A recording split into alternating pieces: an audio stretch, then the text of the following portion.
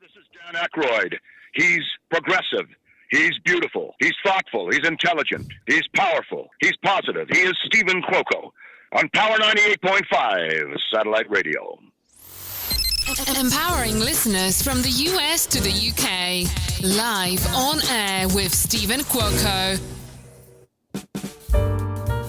How do you like that for Florida right now? Beautiful intro. I love it. I love it. For those that are tuning in, you're listening to Live on Air with Stephen Cuoco on Power 98.5 Satellite Radio. All the latest and greatest in news, sports, music, entertainment, reality TV, and now soon to be documentary. I'm this year's Brave Maker juror for the film festival that's happening in the Bay Area, July 10th to the 13th. And I hope everybody is going to be with us this year. Dylan, you're going to be enjoying the Florida weather. You're not going to be in the Bay Area, are you? No, actually, you know what? I'll be back in Vegas for end of spring, early summer, but I might be able to come check it out. Maybe.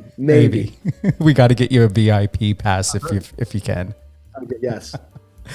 We've got with us today, and this is exciting because you and I had some really good conversation. You're extraordinary. You're the running back for Las Vegas Raiders. Sir? I'm sure you're going to be working effortlessly to get into the Super Bowl.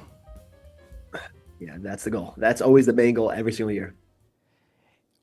Why Raiders? Is this your dream? So growing up, I mean, my dream was always to play football.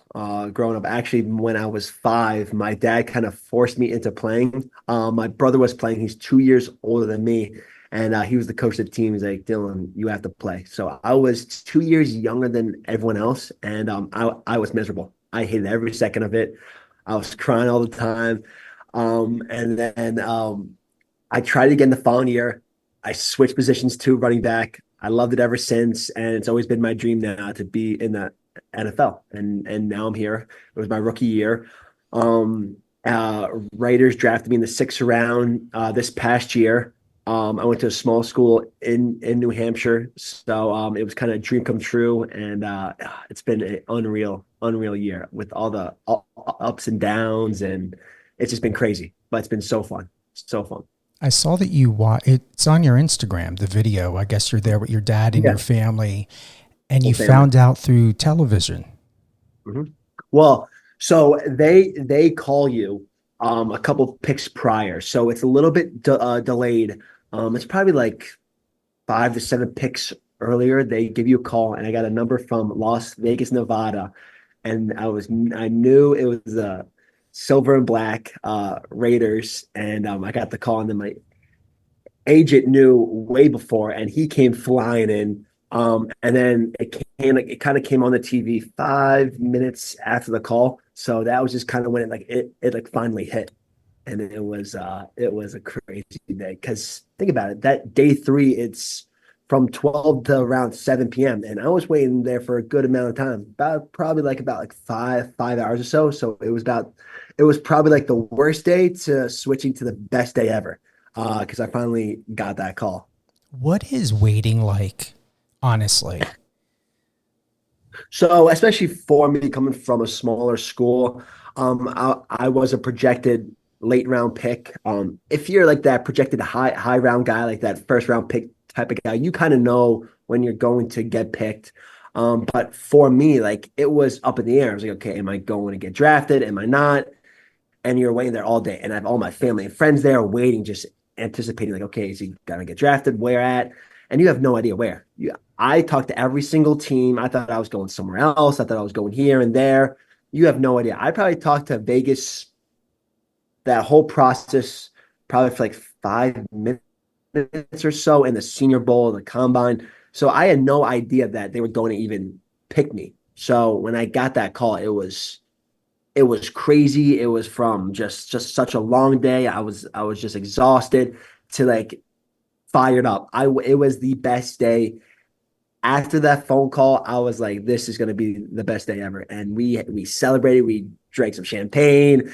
We were all fired up, and especially in Vegas too, man. I mean, who doesn't want to go to Vegas? Yeah, you learned how Vegas is, right? Because most people have this misconception about being a local.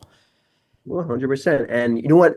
A lot of so our GM was super involved with that process because Vegas is a dangerous spot, as in like the gambling and all the craziness. And you have to think they have to find people that want that can handle that lifestyle too, of not to be a huge gambler and all the craziness and the partying. Like, so they have to find the right person every single year because Vegas is such a crazy place. But besides that, I was in the county Henderson, which is beautiful. And everyone thinks it's just the Strip. I'm telling you, if you ever go to Vegas, it is one of the most beautiful spots I've ever been at. There's so much stuff there, from just the views and the mountains and just the scenery. It is beautiful. It is so much more than the Strip. Have you been to Boca Park or Tivoli Village in Summerlin? No. So I've been to Summerlin a bunch, Okay. really more to pick up my friends and stuff like that. But I haven't been much in Summerlin to like kind of like check it out and stuff like that. No, why? Because I lived in Vegas for almost 8 years, and Oh, yeah, Tivoli yeah. Village is Okay. a diamond. People, even locals and people that go there, don't know about Tivoli Village. Now it's over. So if you're up on a Flamingo Yep. and you have Boca Park to the right, there's a car wash to your left if you're driving up from the Strip. Yeah. Okay. And then there's a mini mall across the street. Well, if you make Yeah, I'll get them all. that right, what road is that? You make a right from Flamingo over to where Boca Park is, just down a little ways. There's a big, huge condo complex to the left. Tivoli Village is to the right. Okay. Yep.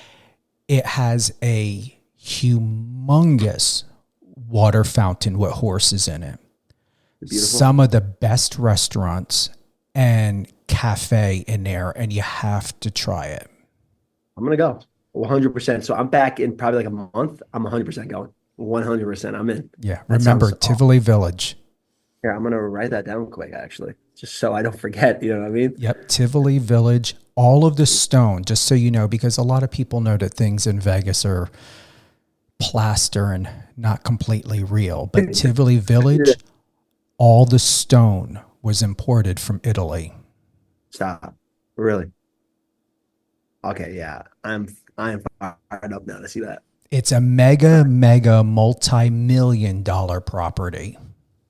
Is it new, or is it been there for like a while? Oh, it's been there. I was there for almost 8 years. It's had to been there for over 10 years.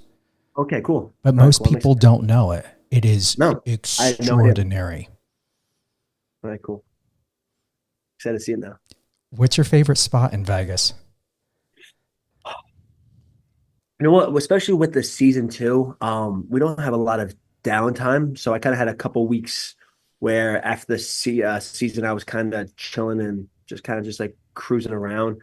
I'm trying to think what my favorite spot besides the Strip, because every time I had family come out, friends come out, we always went out to the Strip and got a nice meal or something like that, and checked out the whole Strip. But there's actually a hotel that I love going out because they have great restaurants. It's brand new. It's been, I think, over a year now. It was just built. Durango. It's a brand new hotel. It's off the Strip. Beautiful restaurants. Brand new hotel. That's kind of my favorite spot to eat at.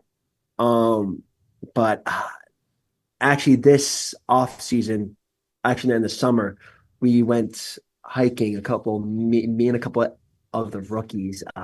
Forgot what mountain, but a funny story is we Ubered there, but it's so off the grid that when we try to get a Uber back, nobody was out there. So we were like, we're kind of stranded out here. And it took us probably like a good hour to finally call up some friends and convince someone to come drive out to us and pick us up. But it was such a beautiful spot. I forgot what mountain it was, but it was such a beautiful area. And it was super fun. Is it the Red Mountain or something that's popular out there? It's not called red. I mean, if you say it, I'll definitely know it. But it was kind of more. It was very isolated. It was probably a good hour drive north. Hmm. Um, but it was beautiful. Yeah, I think I know a lot of hikers usually hit this one popular mountain that's out there, and it's most definitely the one you're talking about. Yeah, yeah, true. Most recently, back on February of this year, February 11th, Raiders Dylan Laube speaks on Tom Brady's impact. Do you want to extend on that? Because you did highlight that on your Instagram. Yeah, yeah. We haven't talked to him much because he's been super busy broadcasting and stuff like that. But just like kind of just hearing from where word of mouth, and kind of when he came in, when he became a minority owner, he kind of came and talked to the whole staff in the facility, from the players to player engagement to coaches, and he kind of got everyone fired up because he was super excited to be a part of the silver and black, and he was you just saw how happy he was to be a part of this, and just what everyone's saying. I think Mark Davis and everyone kind of brought him in to be like, hey, like he's gonna take over the reins of like recruiting wise and coaching and staff wise, because he's such a smart guy and he knows so much about the game. And I think he's gonna have a huge influence on who we pick for the staff, which I think he did, who we draft. And I think he's just gonna be very involved, instead of just being a owner and sitting back. I think he's gonna be truly engaged with the team, and it's gonna be cool, man, just to see kind of the best of all time to be a part of us. Do you see him coaching or giving advice to you guys? Not recently, because I know he had that broadcasting deal where he was traveling every single week, so we didn't see him much. But I assume he's going to be a lot more in the facility this next year. So I'm kind of interested to see how that goes. When does your season start this year? Yeah, so we kind of true workouts start in April. Depending on the team, it could be in the beginning of April, end of April, and we kind of do workouts, lifting, a couple practices here and there for OTAs. But the season truly starts beginning of July or end of July. It depends on the team again. But yeah, so I would say more of July. When would you find out when you're going to be playing and where you're going to be playing? I know you answered that. So, Yeah. Yep. So the schedule just came out for all the teams that we are playing, but it's not yet of okay when we are playing on week 1, week 8, week 17. So, but the schedule came out of who we are playing and the home games and away games, but not set on when we play each team.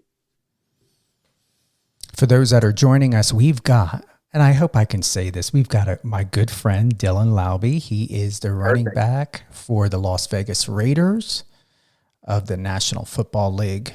You played college football for the New Hampshire Wildcats, and that is near and dear to your heart. I was there for half a decade, basically, with COVID and redshirting. I was there, and it became my second home. I was born and raised in New York, so I hated every New England team, from Patriots, Red Sox, Bruins, Celtics. I hated all of them. And then I got up there, and all my best friends now are diehard New England fans. And my first year there, I think the Patriots was their last Super Bowl win, or it could have been, yeah, I think so. And I think the Sox won too. And I was like, stop. And it was just, everyone was going nuts on the streets. It was celebrations. I joined in, but at the same time, I was like, oh man, coming from New York, man, this sucks. But I've embraced the culture now. I'm a New England guy. Actually, now my new OC, who now runs the offense, played at New Hampshire and coached there too. So we kind of have now that culture brewing around of that. New Hampshire Cats are now in the Raiders organization, which is pretty cool.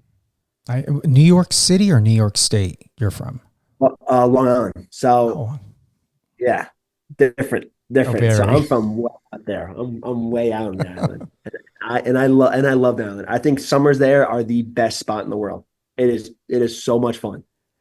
And anyone, we've got the five boroughs in New Hmm. York, but the Hmm. number one thing you don't do is you don't, as far as I'm aware of, you never associate by assuming Long Island people are exactly like Staten Island or Queens or Brooklyn. It's insulting to reference one to the other.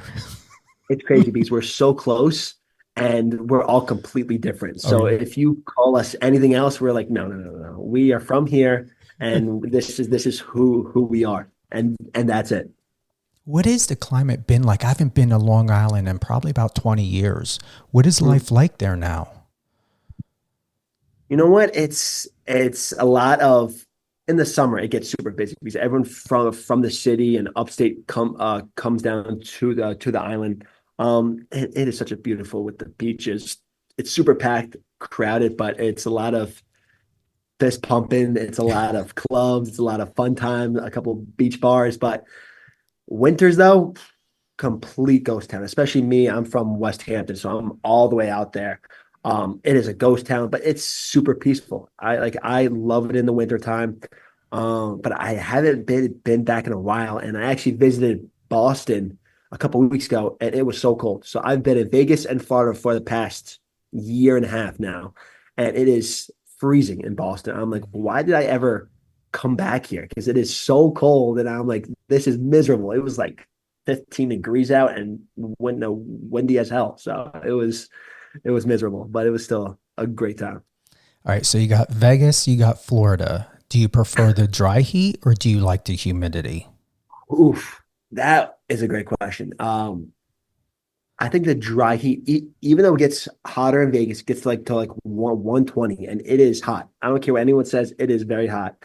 But that dry heat, like I don't feel as disgusting when I walk in a building or facility or I walk outside because in Florida, dude, you walk in any facility or place on a hot day, you are sweating immediately. While in Vegas, you walk in a place, it is still hot. You are not sweating as much, but you can still feel that heat. Deuce, if you've got a question for those that are tuning in, we've got Dylan Laube with us here today, live on Power 98.5 Satellite Radio, live on air with Stephen Cuoco. If you have a question, he's the running back for the Las Vegas Raiders. Let me know. Come on up if you got a Good. question at all. And I actually do have something planned for you. I Good. Okay. I Oh, no. interviewed film director. Um, oh my God! Don't even get me. He was just on my. Oh, Hold no. on. He was just on my radio show. I gotta say his name correctly. Hold on. Good. I Good. don't want to chop it up. Okay. So it's Rucher Kokarni. Okay. He was proud of me that I got it correct to the best of my Perfect. ability. So Up there. he's an incredible film director. He's out of Los Angeles and he's got a question for you. Okay. Are you ready? Oh, God. Oh, no. I'm interested now. Hi Dylan, this is Ruchir Kulkarni. The question I have for you is if you weren't a professional NFL player, what career or passion would you pursue? Wow. Wow. That's a great question. Um, I've been asked that a bunch, like, hey, like, what's your like plan B a bunch? And I really never had a plan B. It was always one goal, NFL. That was always my main goal. But to see myself somewhere else,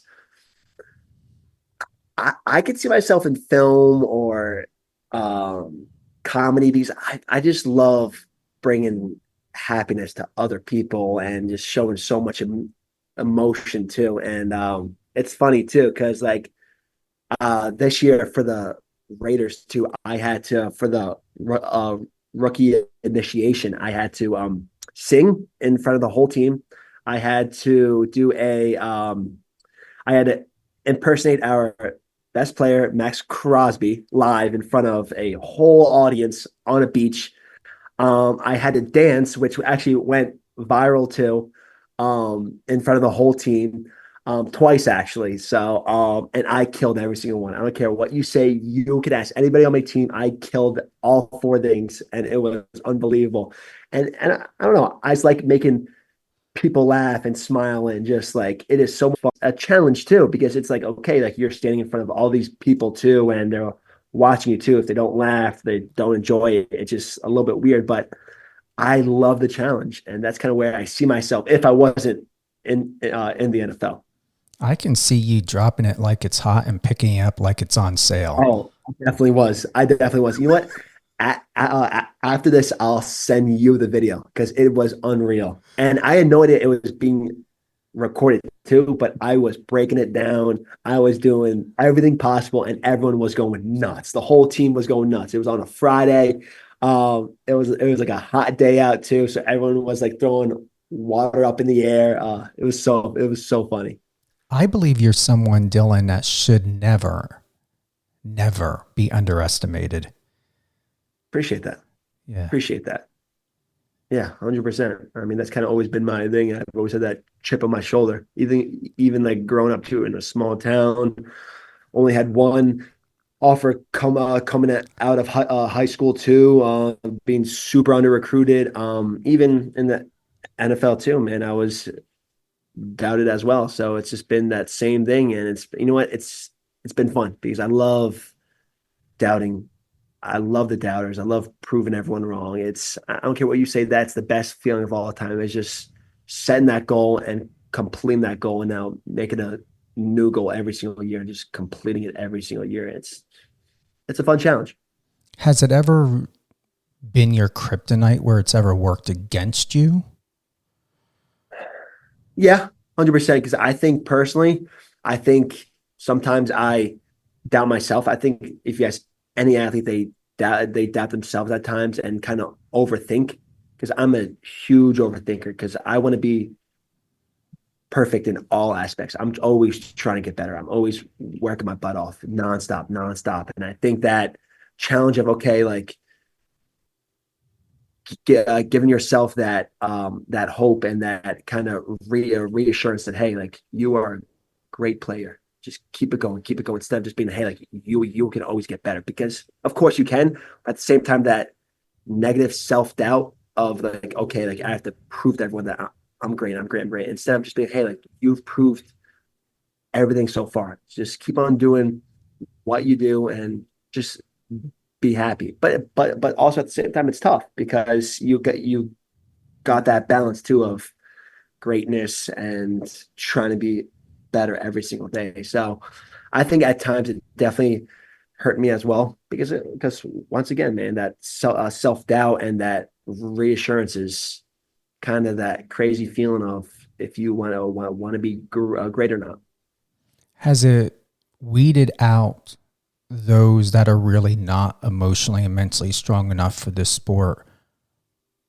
Yes. I think it gets more in depth as you go on in your career, from middle school, high school, varsity to college, now to NFL. I think it gets more and more intense. And I think it weeds out the weak-minded a bunch, especially in the NFL too. Like there's so many ups and downs, and it's also a business too. And if you're not on top of your game every single day, man, it just kills you inside. And I think if you're not mentally strong in this game, you will never last, because once again, everyone in the league is physically gifted. So that will never change. But the ones that are mentally strong and can kind of persevere is the ones that are going to last and be great in this game. So I'm looking upon the sophistication and the depth of your profession. Yes. What stands out, especially from Bleacher Report, there was an article there on you, ESPN. Mm-hmm. I'm telling you that this is your future. Yeah. Appreciate that. Even if you have a plan B or a plan C or plan D, I told you privately, and I'm going to put it on record. Do it. Steelers, 49ers, Eagles, whoever. I'm not taking away from the Raiders, but I don't see you in Las Vegas for the rest of your life. It's almost Las Vegas, and once again, I was there for just shy of just a couple months of 8 years. Las Vegas has the energy of like Santa Fe, New Mexico. You can go there, you can have a life, you can have a career, you can have a lifestyle, but ultimately it is such a transient city and state and geographic location that most people who go there most of the time is for retirement. For longer term of commitments. And whether it's Max Crosby or you or whoever, if you end up being there for a couple years, however it may be, I see other big cities for you.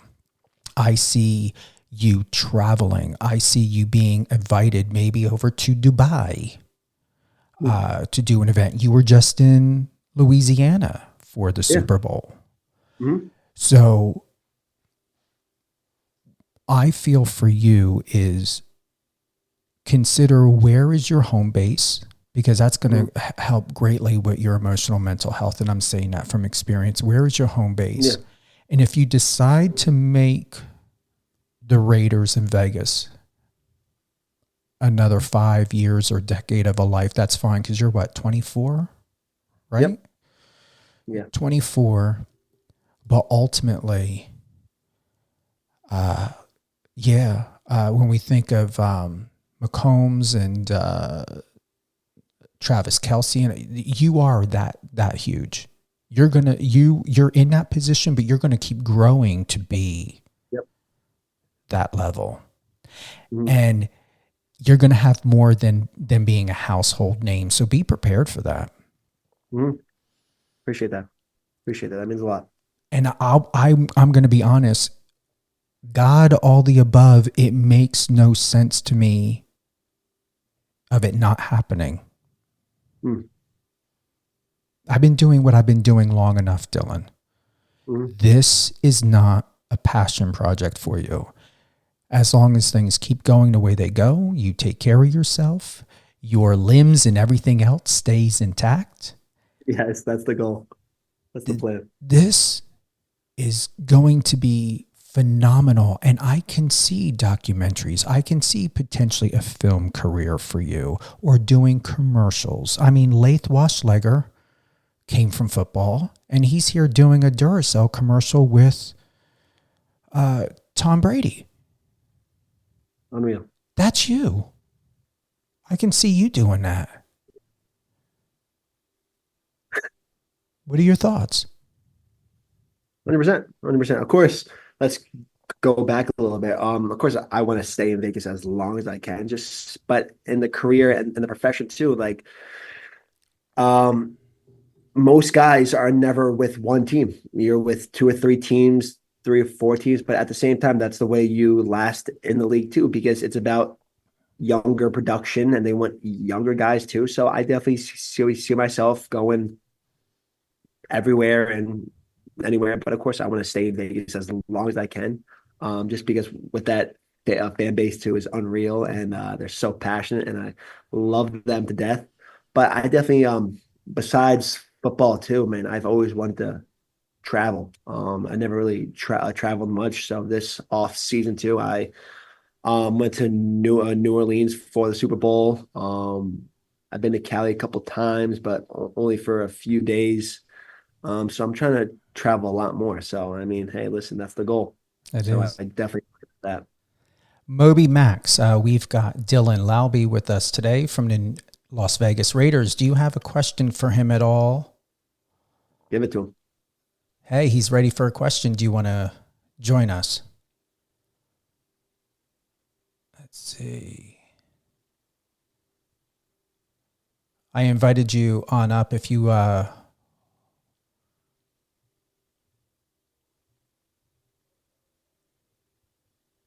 we'll see. Let's see here.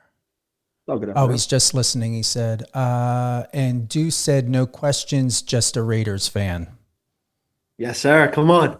Raiders. Come on. Let's go. I love it. What's next for you?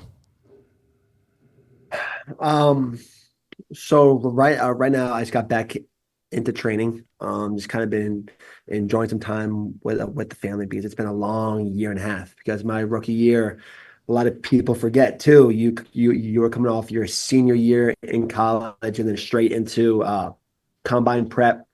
I went to the Senior Bowl, combine, then straight into OTAs and then the season. So it's been a long year and a half, man. I kind of haven't had that rest yet. So I'm spending time with the family back here in Florida. Just enjoying every second of it. But now it's time to really kind of ramp up everything and kind of fine tune everything and get back to work. What's your diet like? Are you preparing now? Like, what is the regimen like? I've always had a clean diet. I've never really scaled my stuff, but I've always tried to eat as clean as possible because I always consider myself like my body is like a race car. If you're giving it bad fuel, it's not going to run very well. So I've always had to try to encourage myself to give myself great. And I think taking care of your body too is super important in the game if you want to last for a long time. It's not just about mental and all that stuff, but it's about your physical body too. If you can't take care of it, and if you're always hurt, man, see ya. So I think my kind of profession too is truly to take care of my body as well. But yeah, it's pretty clean. What is your go-to? Pies, cakes, pizza? Well, my cheat stuff, I love ice cream.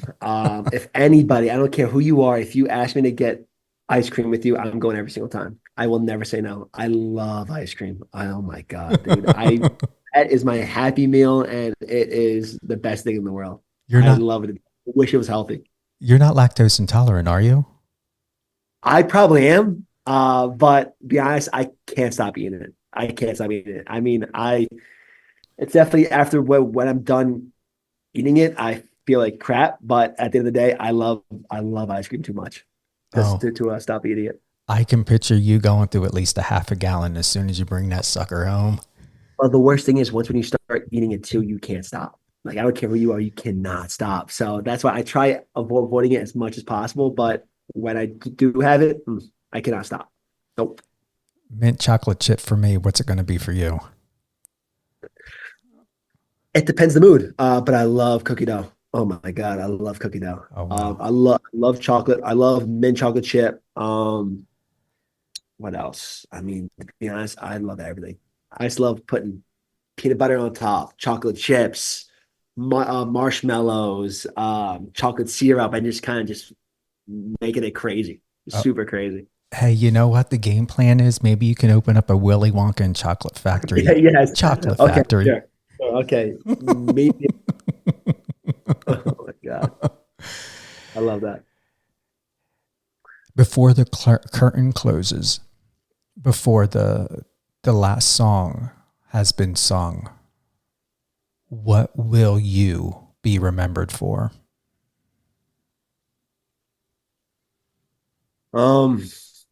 That's a great question. I think just coming from that small town and where adversity is super high of just a professional sport level. I think I want to be remembered as that person that was the hardest worker in the room. And even though everyone said he couldn't do it, he did everything that he said he could do. And I kind of want to be a inspiration to all the future kids and kids that want to play, that come from a small town or small school and that believe in themselves. And I kind of want to be that inspiration to them to just say, do it, try it, man. Hey, listen, you never know, man. You never know, man. Just believe in yourself. And yeah, I just want to be a inspiration to all. I take it, is that inner Superman in you? Is that what he looks like? 100%. 100%. And I'm kind of doing it for them and my family too. And the name on my back is kind of my biggest thing, because when I die, I want everyone to be like, hey, like, what did he do for the name on his back to be like, okay, like, He was an unbelievable person. And it's not just on the field, but off the field as well.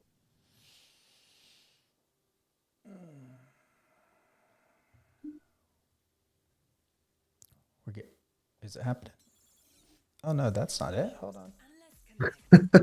That's not it. Almost there. There we go. Okay. There we go. We're getting my closing out music now going. And okay. Okay. I can't wait to hear it. Any closing thoughts, Dylan? No, I appreciate it. We've talked for what? We haven't talked since last September, and we finally got reconnected, and it was definitely destiny. So I'm super happy to be a part of this journey with you. So yeah, I appreciate it. You're welcome. Thank you. And social media where's the go-to? Is it Instagram? Where do you want people to connect? Definitely Instagram and X. My handle on Instagram, let me pull it up. It's Dylan Laube, Laube. And then my X handle is Dylan_Laube. Got it. Easy. Yeah, you're good at messaging back because you got back to me in September right away. Yes. And then just with the crazy season and all the stuff, it just kind of got super hectic. But now, hey. But it worked out perfectly because we needed to have that conversation when we did. 100%.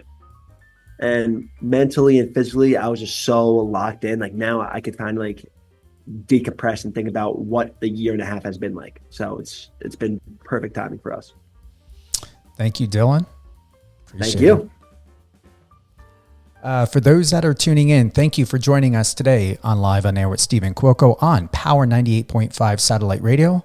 All great things, Power 98.5. Tune in on Alexa, download the app. We're also available on Apple Music.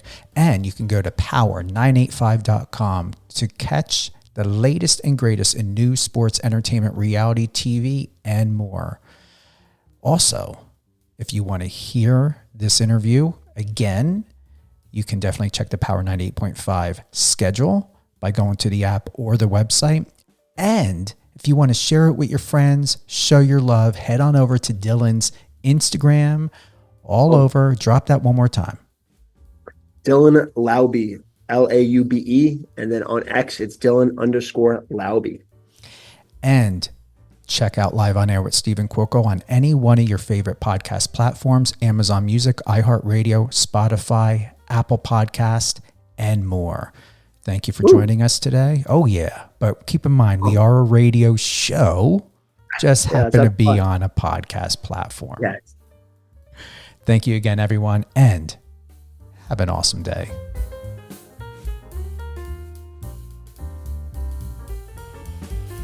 Recording stopped.